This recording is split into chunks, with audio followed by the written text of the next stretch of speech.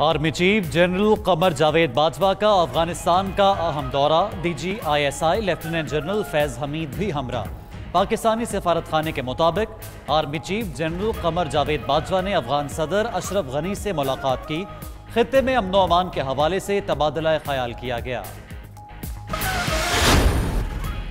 जिन इलाकों में केसेस बढ़ गए वहां पर लॉकडाउन करना पड़ेगा। वजीर सेहत पंजाब डॉक्टर यास्मीन राशिद कहते हैं मुल्क में वबा तेजी से फैल रही है। पहले ही कहा था मुतासरीन की तादाद बढ़ेगी। अवाम को खुद एहतियाती तदाबीर इख्तियार करना होंगी।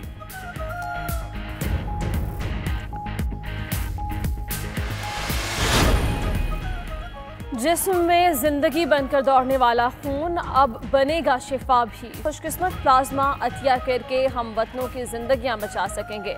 आएं और अपने प्लाज्मा अतिया करें। 033419202268 पर व्हाट्सएप मैसेज करें। 92 न्यूज की प्लाज्मा मुहिम में अहम पेशरफ। मुअव्विन खुसूसी डॉक्टर जफर मिर्जा ने ट्वीट किया कि हुकूमत ने कुछ अरसा पहले प्लाज्मा थेरेपी की इजाजत दी थी। माहिरीन के मुताबिक प्लाज्मा थेरेपी हौसला अफ्ता नताइज देगी। माहिरीन अमराज खून डॉक्टर ताहिर शमसी कहते हैं सेहतयाब होने वाले अफराद प्लाज्मा अतिया करके दूसरों की कीमती जिंदगियां बचा सकते हैं।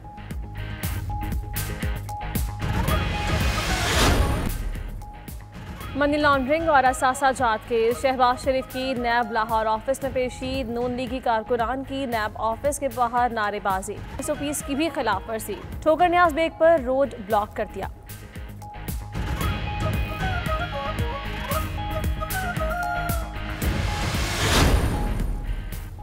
लौट के बुद्धू घर को आए। शहबाज शरीफ की नैब में पेशी पर वजीर इत्तलात फयाजुल हसन चौहान का रद्द-ए-अमल। कहा आखिर कानून के सामने पेश होना दुनिया का कानून है। शहबाज शरीफ की कानून के शिकंजे से बच जाने की तवक्को खाम ख्याली है। शाहिद खाकान अब्बासी, एहसन इकबाल, राना सनाउल्लाह समेत दीगर लीगी रहनुमाओं को अपना अंजाम नजर आ रहा है।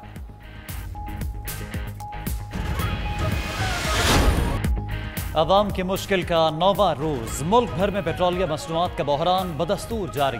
लाहौर में ज्यादातर पेट्रोल पंप बंद। खुलने वाले फिलिंग स्टेशंस पर मोटरसाइकिल सवारों को 50 रुपए से ज्यादा का पेट्रोल नहीं दिया जा रहा। पेशावर, कोयटा समेत दीगर शहरों में भी पेट्रोल नायाब। उधर ओगरा और वजारत पेट्रोलियम ने बहरान की जिम्मेदारी अवाम पर डाल दी।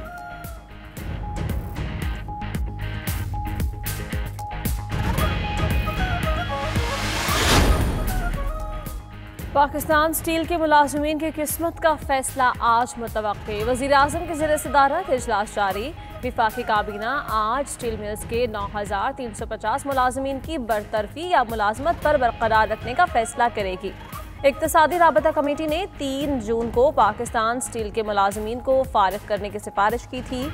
उधर सुप्रीम कोर्ट में स्टील मिल्स केस की आज होने वाली समाअत मुअख्खर। वज़ीर आला पंजाब का सरकारी दफातर में मास्क पहनने की पाबंदी पर सख्ती से अमल दरामद करवाने का हुक्म।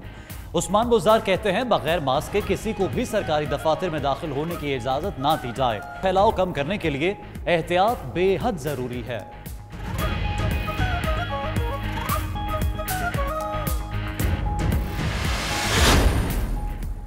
अमरीकी शहरी सिंथिया रिची के खिलाफ मुकदमा इंदराज की दरख्वास्त पर समाअत।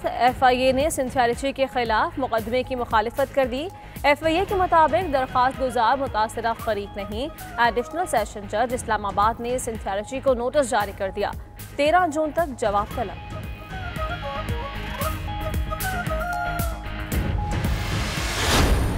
कौमी क्रिकेट टीम का दौरा इंग्लैंड। साबिक कप्तान यूनुस खान बैटिंग कोच मुकर्रर।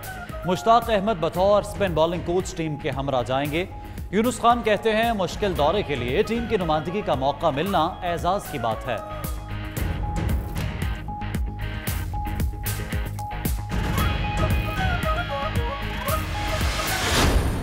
और Pakistani martial art master Mohammad Rashid का रिकॉर्ड बनाने का सिलसिला जारी। हर कैटेगरी में बरतरी साबित कर दी। मोहम्मद राशिद ने भारत के पिभक रेड्डी को रिकॉर्ड तोड़ दिया। 1 मिनट में 348 मरतबा कोहनी मारने का नया रिकॉर्ड कायम किया।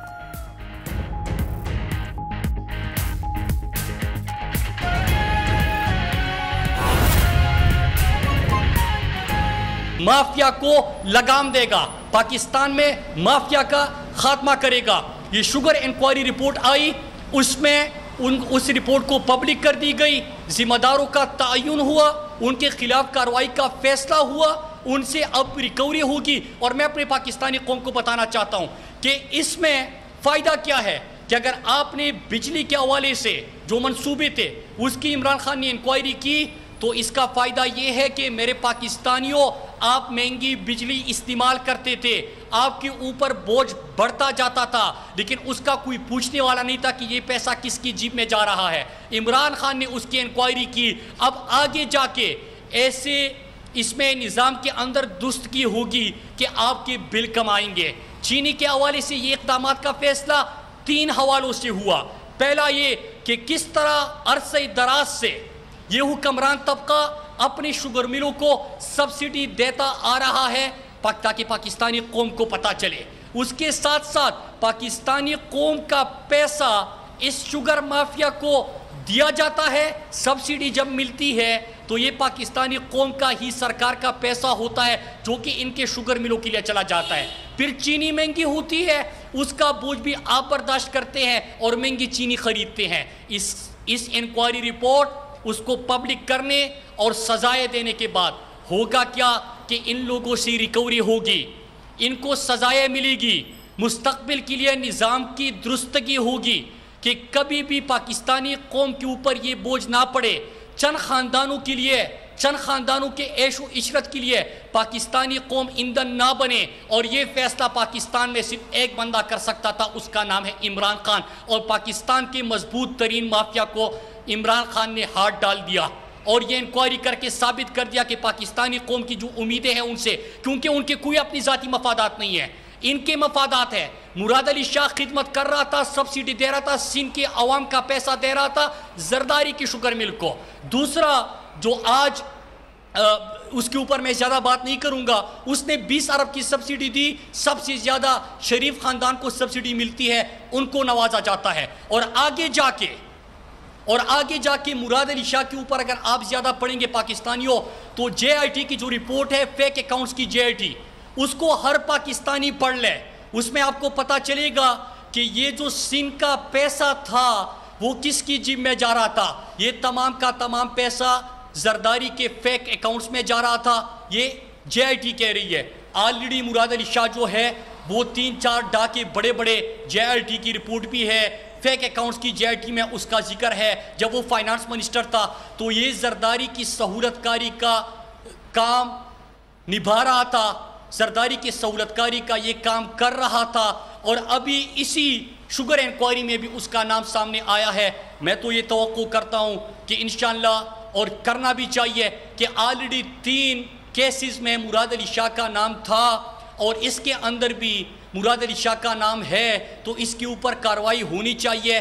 क्योंकि जब तक ये यहाँ पे बैठा हुआ है जरदारी की सहूलतकारी का ये काम करता रहेगा और सिंध के लोगों को ये लूटता रहेगा। फिर उसके बाद एक और चीज़ कि ये जो अपोजिशन वालों के नारे थे कि यहाँ पे कोई एहतिसाब नहीं होगा, ये बड़ा ताकतवर माफिया है, इसको कोई हाथ नहीं डाल सकता था।